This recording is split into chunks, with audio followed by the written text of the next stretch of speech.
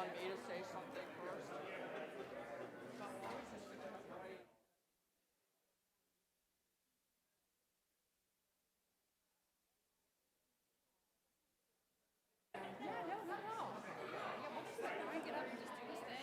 Give him the eye. It's just, no.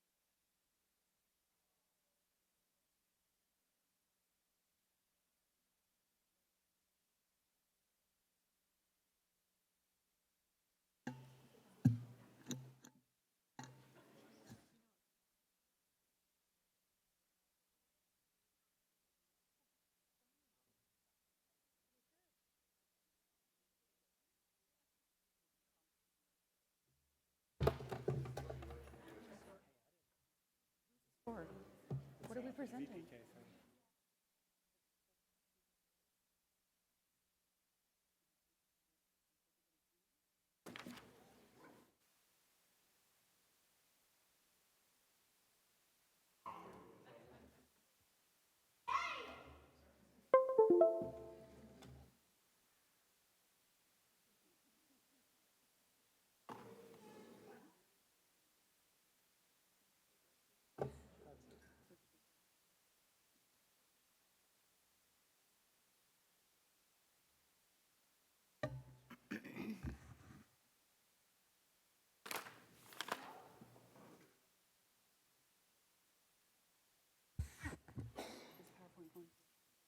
Good evening. I'd like to call to order the school board meeting of February 4th, 2020. I'd like to invite Principal Rangard Harold up to the podium, please, to introduce our invoker and for the pledge.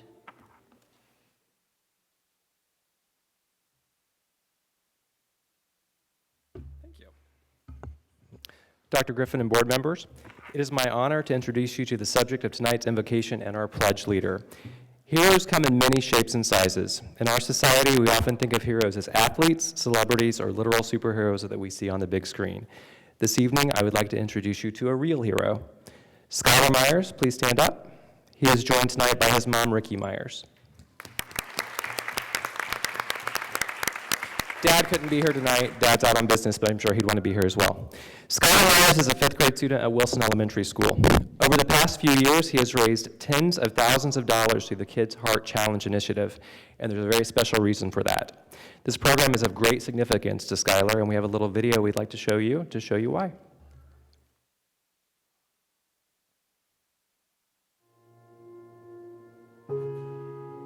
We had been trying to have a child. We had decided that we wanted to have a baby, and we had been trying. My weekly pregnancy test actually came back positive, and we were pregnant. We were very excited about that, nervous as well, kind of a scary thing, because it would have been our first-time parents at that point. We had planned to schedule our ultrasound right before Thanksgiving of that year so we could announce to the family what we were having. When we went that day, the weird thing is that I don't even remember hearing whether I was having a boy or a girl, because what we found out was that our son had only formed half of a heart. It really was the most devastating news I think I've ever gotten in my life. First-time parents, it's a scary thing anyway. Not only are you having a baby, but you're having a baby that has a heart defect, and that you don't know if that baby's going to survive, and if he's even going to make it, and where you go from there. The day that I had Skylar, it was a little bit of a bittersweet day, because we knew we had a journey that we were about to begin, and we didn't know if that journey was beginning or ending.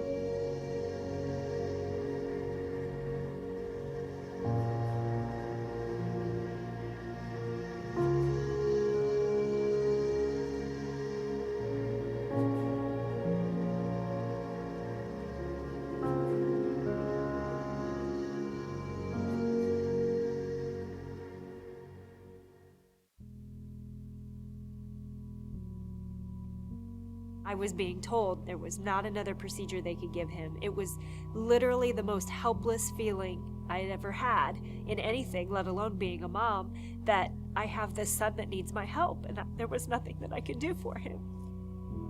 It's your firstborn, it's your only child, it's your entire world. When they finally tell you that he has 7 to 10 days to live, it rocks your world.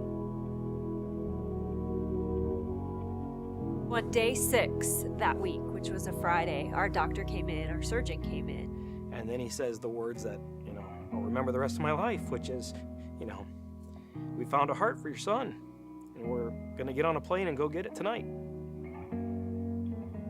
When I went in to see Skylar, although it was a little overwhelming and daunting, for the first time my baby looked healthy. He was pink from head to toe. His little nail beds were as pink as they could be, and that brought even more hope and excitement to me that our son was able to have the heart transplant. We are almost 9 years into life now, and I'm really excited to see where he goes. I really think he was meant to be here because I think he's going to have a big future ahead of him.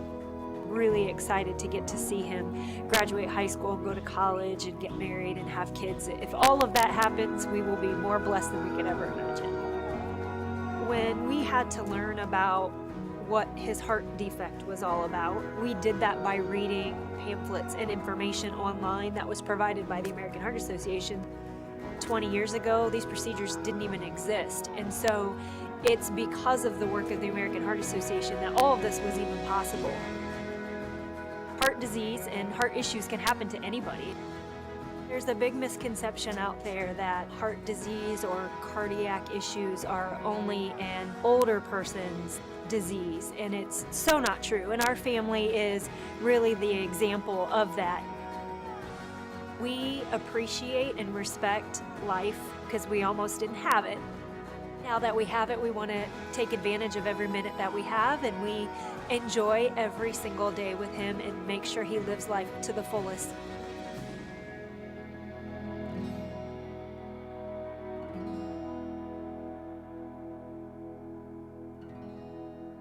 Skylar, coming up. Please stand for the pledge. I pledge allegiance to the flag of the United States of America and to the republic for which it stands, one nation, under God, indivisible, with liberty and justice for all. Skylar, thank you for the good work you do for other children.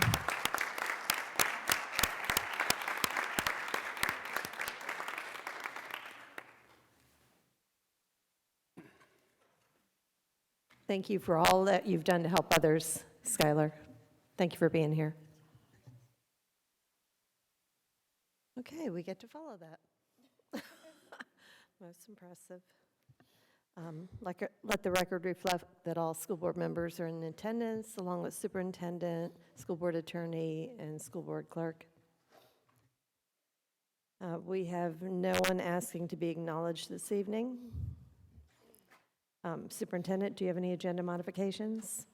I have 2 items, Madam Chair. The first is the addendum for good cause is marked on our electronic agenda by a green flag named addendum item. And the second is I want to move item 10A, the 2020 VPK registration update, all the way up to school district highlights. Thank you very much. Board members, do you have anything? Okay, Member Cross, Member Bannock? None. Thank you. Member Calderon? No, ma'am. Member Sanchez? Thank you. I have 5G is the only item I'll ask for a board member if there's any interest. Can I have a motion to approve the agenda outline?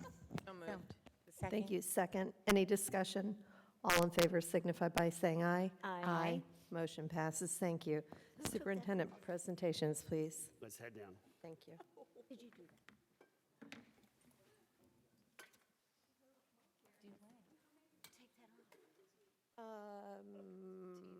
Tina and Christine. Yes, thank you.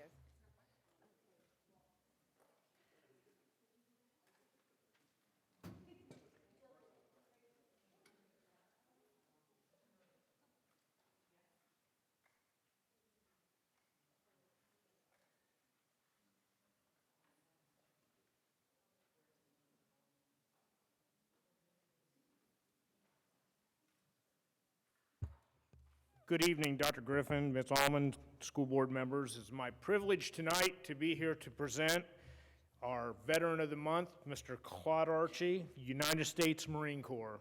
Mr. Archie, would you please come up?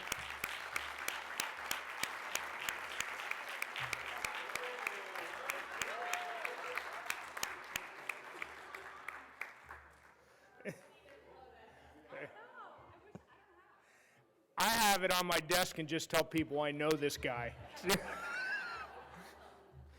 Sergeant Claude Archie joined the Marine Corps in 1992 and completed his basic training at Marine Corps Recruit Depot in San Diego, California.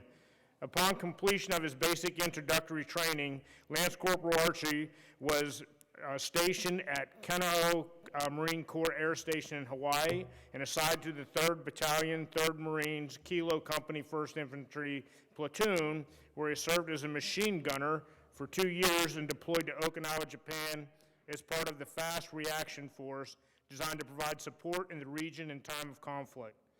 Corporal Archie made a lateral move from infantry to become a maintenance management specialist in the Armory, where he oversaw the maintenance and upkeep of the battalion weapons system. Corporal Archie re-enlisted in the Marine Corps in 1996 and was assigned to Hotel Company Marine Combat Training Battalion in Camp Lejeune, North Carolina, where he was promoted to sergeant and trained new Marines in hand-to-hand combat, land navigation, weapons systems, and basic survival skills. He later returned to San Diego for recruiter school and became a recruiter and was stationed in 9th Marine Corps District, Recruiting Station, Kansas City, Recruiting Substation, Topeka, Kansas. During his career, Claude received an Expert 3rd Award in Rifle Marksmanship, an Expert 2nd Award in Pistol Qualification, Good Conduct Medals, 3rd Award, 2 Navy unit citations, and a National Defense Medal. Claude joined Seminole County Public Schools in 2005, where he taught 4th grade at Wilson Elementary, 3rd grade at Goldsboro Elementary, and 5th grade at Winter Springs Elementary. Winter Springs Elementary would be his first assignment as assistant principal. Claude also served as an assistant principal at Pinecrest and is currently at Wicklow Elementary Magnet School, where his principal, Ms. Herndon, is here with him tonight. Claude is proud to have served his country in defense and hopes to continue to give back to Seminole County Public Schools and the students and staff he is charged with. Claude has a wonderful family to include his wife of 20 years, Tanya, his son, Chris, and his daughter, Brittany, and his newest addition, Victoria. His son, Chris, is serving in the Navy. Congratulations, Sergeant Archie, on being recognized for your service in Seminole County Public Schools Veteran of the Month.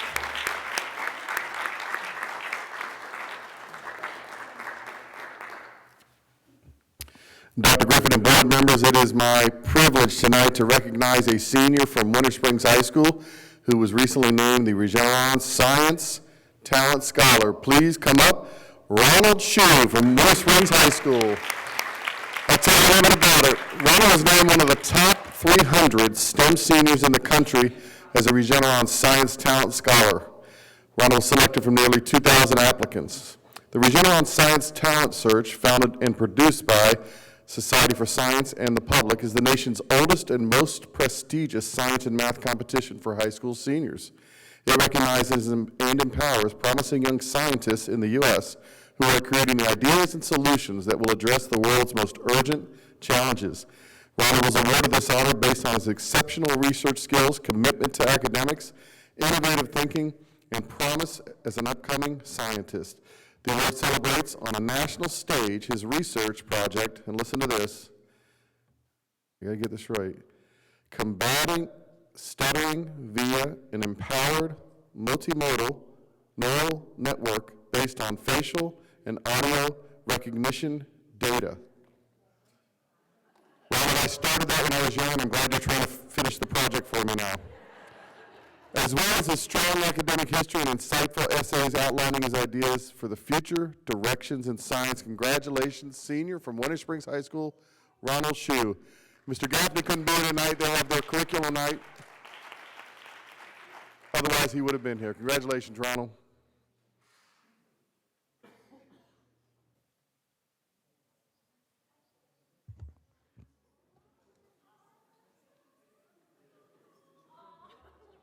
Yes.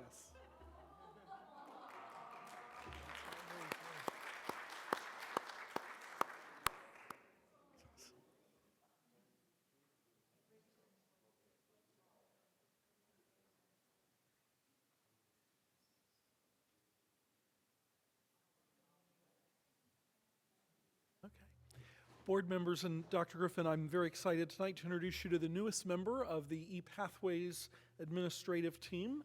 I want to welcome all the way from Maryville, Tennessee, Kathleen Robinson.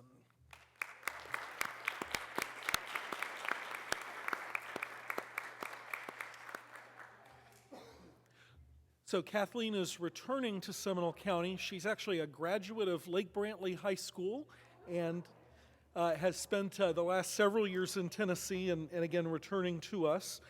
Kathleen has a bachelor's degree in business administration and marketing from UCF and master's and specialist degrees in education from Lincoln Memorial University in Tennessee. She has served as a high school teacher, an administrative dean, a college faculty member, also has a stint in corporate management, and was also a small business owner for a period of time. So she brings a lot of real-world experiences to support our programs and teachers. And Kathleen is here tonight with several members of her family, so we'll say hello to her mother, Deborah Daughtry, her aunt Donna Sweeney, and her cousin Lori Tucker. Thank you all for joining us.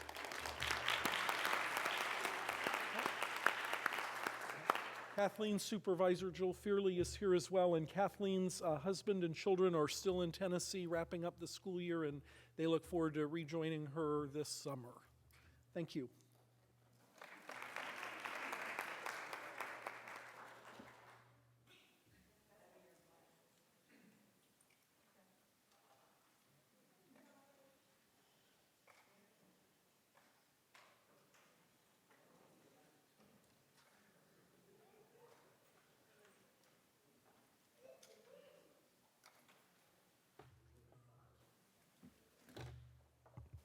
Good girl.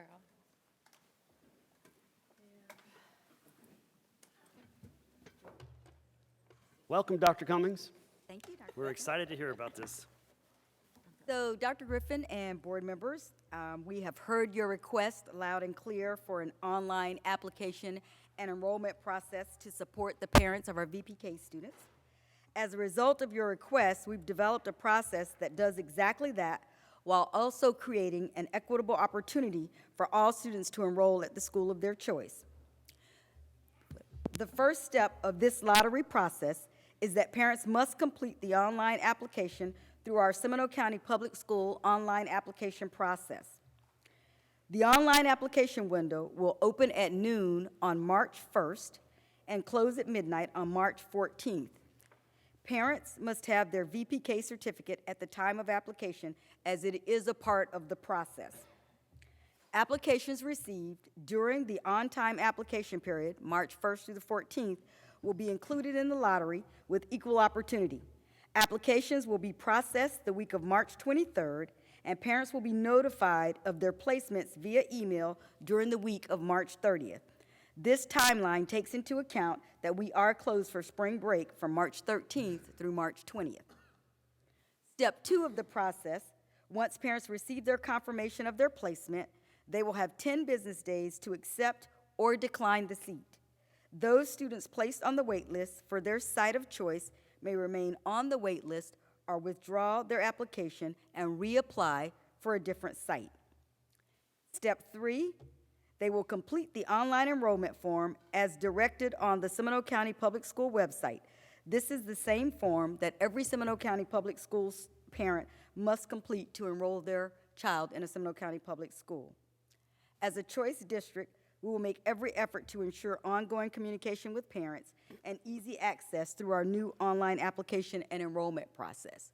So on the PowerPoint, there is a link to the website where parents will be directed to actually complete the actual on-time application. And again, that window will be open so everyone who is interested in applying can apply during the window, and they'll be a part of that lottery. After the 14th, and we have done those assignments, it will be just ongoing. Parents can enroll and apply for VPK placement sites at any time throughout the course of the year, and so they will be able to do that outside of the window as well. I would like to bring Mr. Kyle Hughes up just to walk you through what the application looks like and what parents will see as they go to do the online portion for the lottery. Mr. Hughes? Good evening, Dr. Griffin and board members. So what I'm going to kind of show for you tonight is just an update to kind of the current application system that we use for all of our region school zones, magnet programs, transfers, and how we're going to kind of merge the voluntary pre-K applications into that. So what you're looking at are a series of screenshots from like a developmental site or sandbox site that I have access to work on and kind of build this out. So this is not what our live site looks like just yet, but we'll slowly be transitioning this work over to that. So I'm kind of walk you through what a parent would see as they go through the voluntary pre-K application process. So it would follow the same URL, Seminole School Choices Application.us, and then this would be sort of the landing page. And kind of you see some of the updates to the language there where we're going to say welcome to the Seminole County Public Schools online application system, moving away from saying student assignment because we're going to start including VPK. Added a little bullet there referencing that voluntary pre-K will be a part of this. Basically then the parents, if they have an account already with us, which they might if they have any K through 12 students, they can use that same account information, log in right there using that. If not, it's a process of basically creating a user account where they have to put in their first, last name, and they have to have an email address to kind of get that going. We have some processes we can share with VPK if there's any families that don't have an email address to try to get them into the system.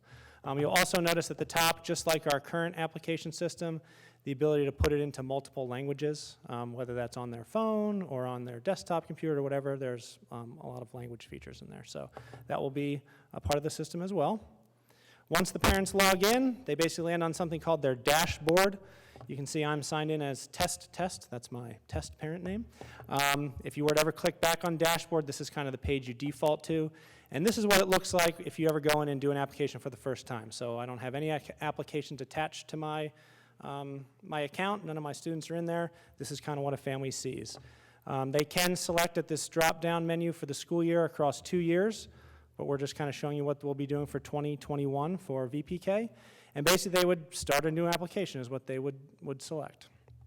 At that point you get to a screen that looks like this. So I would imagine most of our students are going to say no, they're not currently enrolled, but if they are and they have their Skyward ID number, portions of the application will pre-populate for them. But the grade applying would be pre-K. This question is really just kind of a base question in our system. It doesn't actually show up again in the VPK application. And then we have our address lookup, which is intuitive. So any addresses that exist within our county, once they start typing it, it can kind of pre-populate for them. As long as they get that green check mark, they know they live in Seminole County. You hit continue. And then we get to a portion where they would see a drop-down menu, this select category. So you can see now we're going to expand what was our magnet process to include our voluntary pre-K applications, still having our region schools and our transfers.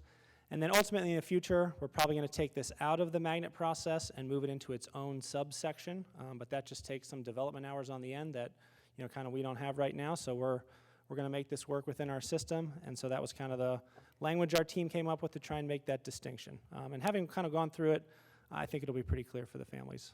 So once you pick that category, the key is now, since I picked pre-K as my grade, I'm only going to see the programs we designated as accepting applications for pre-K.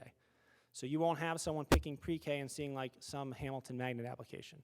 You also won't have a kindergarten family with a kindergarten student seeing Altamont's VPK application, because it's all about the grade that you picked back in that other screen.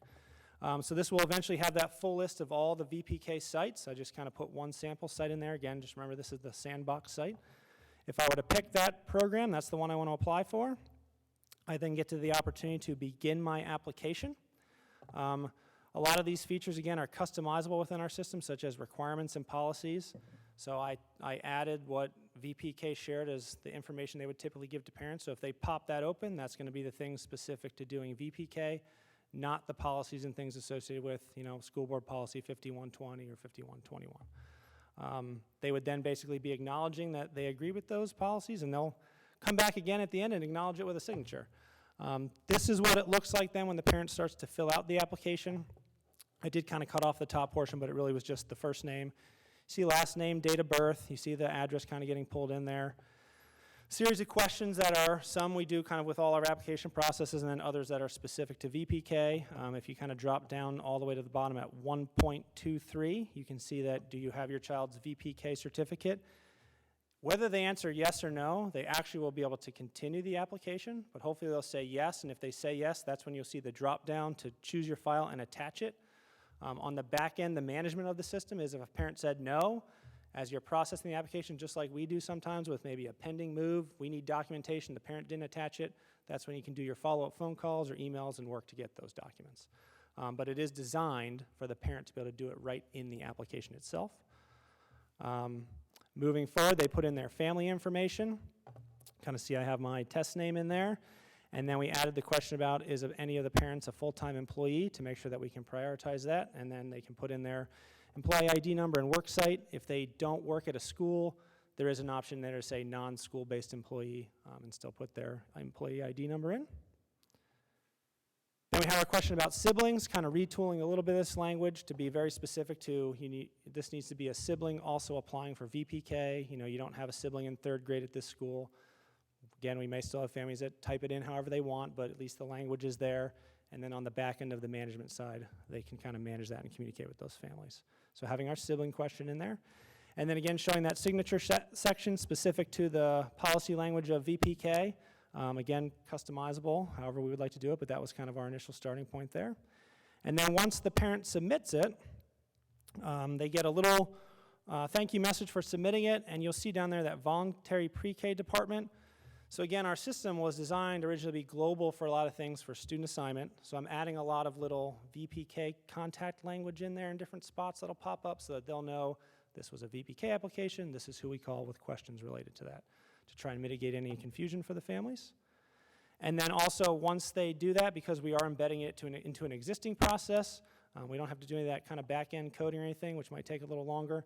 They will then have access to be able to actually see those applications. So you'll see right there, Altamont Elementary VPK, they can kind of see the status of the application. And then just like with our magnet programs and things like that, once we run a lottery, if they get placed on a wait list, they could kind of see their number. Am I number 1 on the wait list? Am I 25? That might help them determine what decision to make next. And then up at the top, this is a cool feature that was built into our system a couple years back. Any of the emails that get generated out through the system are also available in here. So you can always go in and read any of the messages that go back and forth. So whether you got the email, didn't get the email, the good thing is if a parent has an account, they can click on My Messages and see any of the communications. So again, that's kind of what the parent would see, sort of just walking them through what the application process will look like. And really, I think that'll have an added benefit because we'll have more and more of our VPK families used to using that system. So we talk about the region school zones. A lot of our families go to VPK in the regions. So it should lead them to already having the account, knowing that process, and kind of right into kindergarten the next year. So thank you for letting me share. I appreciate it. Member Sanchez? Thank you for all that you're doing. It looks awesome. One question I have is I noticed that one of the priorities is the SCPS employees for VPK. Is that a priority as well for other program assessments and assignments for K through 12? But we have, not really within our lottery processes, but we have different ways that employees can access programs. We published a list of the employee transfers. If it's whole school magnet, employees can do transfers into those. But no, not within like any So of they our can't K-12. they're not prioritized as being top on the list because they're a CPS employee? Correct, they're not. Member Calderon? You said that the applicant could keep going even if they didn't have their VPK certificate, and then someone from your office would either email or call. Will they be allowed to have a position in that lottery without that certificate being? And I'll leave that to Dr. Cummings, but that could be managed either way. Any application basically has to go through an in-processing standpoint to eligible for a lottery, and until you get that eligible designation, you won't go into the lottery. So my recommendation would be you would mark something that you don't get it by the time frame you're asking to be ineligible, and thus it wouldn't go into the lottery. But I would just hope that we are transparent with the families. Yes. They must have the certificate and upload it as part of the application process.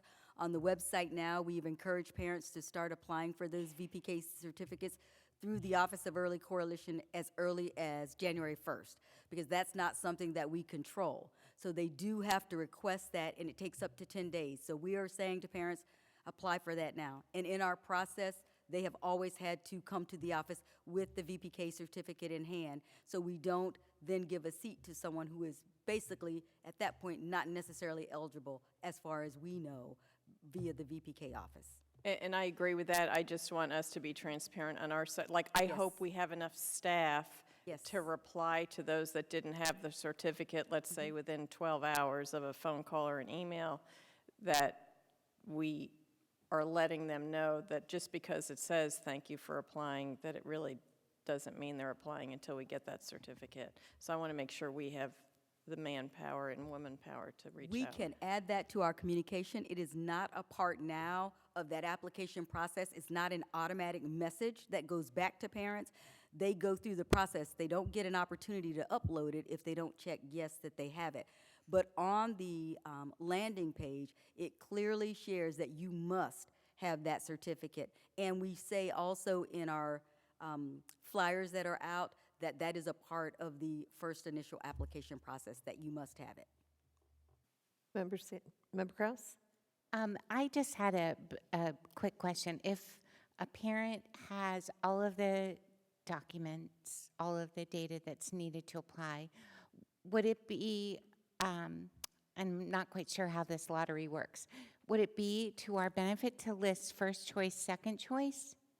So that they get, if they do the application on time and they have all the data? Yeah, and just from a system standpoint, as we went back and forth with our vendor that kind of builds out these systems for us, in the time frame we're talking about, adding that kind of logic, like region logic, you can see we have that in our system, 3 choices ranked. That is certainly something we can add maybe for the future. Okay. But to launch for like year 1, we're really going to have them 1 application at a time. And that is what we do like for our elementary, middle school magnets. And then if they, again, if they're way down on that wait list, they can withdraw, reapply for a different program that still has space. But it's definitely something we've already talked about that I think in the future we'd love to be able to do, you know, applying for more programs at one time. Thank you. You're welcome.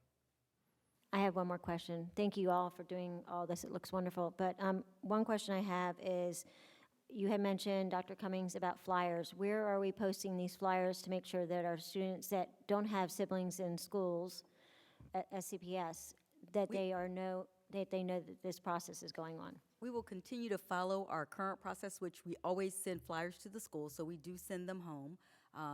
And we send them just out to the schools, so they send them home with the students. We also will be posting them to our webpage for the district. So the PR department is working on uploading our new flyers with all of the information and really trying to clearly articulate the online process because it is new for parents. So as much as we can, we are publicizing that information out to parents. Okay, so we can get it into any of the private daycare facilities for early children, for early learning centers and Generally, stuff? what we do is we share information with some of the sites, schools that have articulations, meetings, or they spend time with a particular daycare in their community. They share that information, but most of those parents come to our website, and that's where they get the information for VPK. Okay, thank you. And eventually, are we going to be able to do like a video, kind of like we did with the wellness? So sometimes when they see something like this, it overwhelms them and they miss steps. And even with the phone messenger system, you know, we have a video going on, you know, please stay tuned and watch it. It just really gets everybody excited to know what's going on and how to do it. And also, does our phone messenger translate into different languages if it needs to for non-English speaking parents? That would be a Michael Lawrence question, but as far as the video, we are putting together a brief video for parents. Fabulous. Again, all on our website. So we are directing parents to go to our website, also on our main page for Seminole County Public Schools, lots of information directing them there. All phone calls, we're directing parents and also assisting them. Fabulous. Thank you so much, guys. Dr. Calderon? I think Mr. Lawrence wanted to answer. Member Sanchez, we do have the translation ability. It's not a very good direct translation, so we kind of refrain from using that. Okay. We could work with Minnie's office at least to maybe get that into Spanish and do one, you know, English-Spanish kind of version.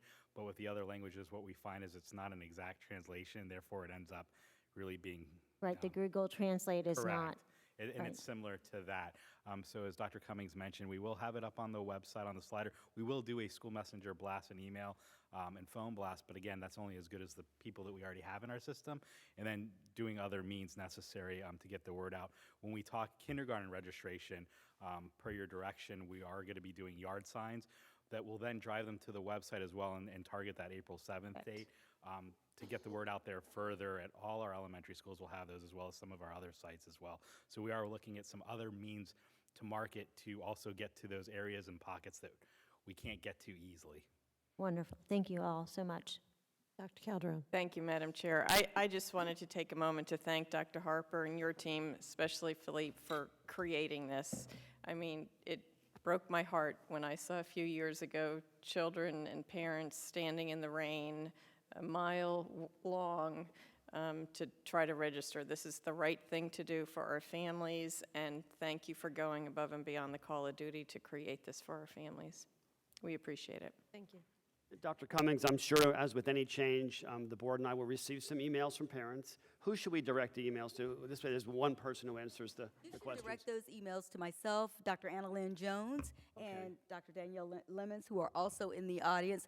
They oversee the VPK office. Dr. Jones is director, and Mrs. Lemons is the coordinator for VPK. Okay, Dr. Jones, your team is all ready to go? All right, big change, but we Woohoo, appreciate thank it. you. All right, good. Thank you, everybody. We have no request for a Can I public just clarify comment. one last thing real quick? I'm sorry. Just back to Ms. Sanchez's question. Just wanted to share with a quick example. Employees, let's say you have an employee working at Goldsboro. I did say there wasn't like a priority within the magnet application, but that's why we have the employee transfers. So Okay. in many cases, our employees are accessing things, without having to go through a different type of process that would require a lottery priority. Just want to Okay, clarify great. that. All right. Fabulous. Thank you Thank for you, the everyone. clarification. Thank you. Dr. Griffin, do you have a recommendation for the consent agenda? I do my I'm sorry, I forgot that. that's okay. Okay, I'll wait, go ahead. Again, Go ahead. you have yours. Okay, Yeah, yeah, sorry. yeah. Is there a board member that's interested in serving on RFP for custom furniture and equipment services? I offered if no one else wants to, but I don't know the dates other than it's soon. Okay, they're thinking possibly March. Okay. And it's not a requirement, Okay. but you have an interest? I will, Okay, yeah. Thank Christine, you. thank you. Okay, Dr. Griffin, thank you. All right. My recommendation is that the consent agenda be approved as presented. Is there a So moved. motion? Second. Any discussion? All in favor signify by saying aye. Aye. Aye. Motion passes. Thank you very much. No items removed for separate consideration. Dr. Griffin, student discipline hearing disposition, please. My recommendation is that the School Board of Seminole County approve the student disciplinary recommendations from January 14th, 2020. Thank you. Is there a motion? So moved. Second. Any discussion? All in favor signify by saying aye. Aye. Motion passes. Thank you. No unfinished business. Dr. Griffin, do you have any new business? I do not. Thank you. Do you have a superintendent's report? Dr. Weissong would like to speak a little bit about ePathways. There's some great things in here. They've been so busy. You've been to all the events. I mean, unbelievable things Yes, going it on. has. So the month of February is a little bit unique because we celebrate two of the groups that are just integral to the ePathways mission. So February is Career and Technical Education Month throughout the United States. And then this week, February 3rd through the 7th, is National School Counseling Week. And so several of you were able to join us yesterday for a biannual convening of our K through 12 school counselors, and we brought the group of about 130 together to celebrate what's been done up until now, and then kind of plot the next step for that group and the work that they do with our students. So certainly we appreciate your support of both our school counselors and our career and technical educators. Thank you. Thank you very much. Board members, do you have anything to report for committees or otherwise? We'll start with Member Kraus. I have one. Member Kraus? I have not yet met with the Business Advisory Board. Their meeting is this Thursday, and I'm excited to join them. And the other thing is, in our last minutes, we talked about board travel, and I was anticipating a trip to Tallahassee, in which I didn't go. So Okay. I just wanted to put that on the record. Thank you. Vice Chairman Pennock? Just wanted to say that we had a check presentation from the foundation to the school system. Dr. Griffin, you're going to have to refresh my memory. What was the amount of the check? 125? It was, you and I added a few extra dollars to round it up. Um, I'm going to say It $125,000. was $125,000 from Arts Alive. It was like 124,495, so we. Yeah, very close. So thank you to everyone who participated and everyone who is helping get the checks into the hands of the schools. It's much appreciated. Awesome, thank you. Member Calderon, Dr. Calderon. Just thank you all for, I know you're going to be attending the Dream Gala at Seminole State College on Leap Day this year, but if anybody is interested, we are still selling raffle tickets for a brand new car, only $100 a piece, $450 maximum that we're selling. So thank you for your support. Member Sanchez. We had our Take Stock in Children meeting last week, and we discussed needing more mentors. So we're trying to get the word out that we still need more mentors. We have quite a few at Seminole High School. We always need more snacks, especially for the children after school hours. And they are working on making sure that the mentor coffee and combo that they're getting ready to start, they're going to have the dividends, or the mentors, have a 6-hour training on the mental health and in hands-on scenarios for them. And they had about 35 show up for the first one, so they were real excited about that. And they reached out to the community leadership class, and they spoke about sharing the mentor program with them and making sure we get people out there to help everyone. And they have some nights that they have interviews, March 24th, 25th, and 26th. And they're going to be emailing and sending out postcards to the students, about 1,400 students that qualify, to interview these students in middle school so they can start the program in 9th grade. And also I'd like to thank the Art to Live committee and foundation for doing such a phenomenal job, and everybody helping out, getting the checks out, and, you know, kudos to everybody. Thank you. Thank you. And I want to reiterate what Jason said about guidance counselors and being celebrated. Often a student will say that they had great teachers over the course of their time in education, but it's a counselor who helped to get them across the finish line because they had things other than academics, that they were dealing with. And I know that counselors are teacher-based as well, so we really appreciate them and their efforts. Many, if not all of us, have gone to some of the academic tournaments. It's incredible how bright some of these students are, many valedictorian and salutatorian. It's set up kind of like a Jeopardy of sorts, and the person at the lead will start to ask a question, and before it's even out, the student is answering it correctly most of the time. The finals are this coming week. I'm real excited for that. Many of us went to the Young Men of Excellence chess tournament. So many great critical thinking skills and other skills that it teaches these students. That was at Lake Mary High School. And congratulations to all of our magnets that were recognized for their level of excellence and distinction. And that's my report. And with no further business, meeting is adjourned. Thank you. Thank you.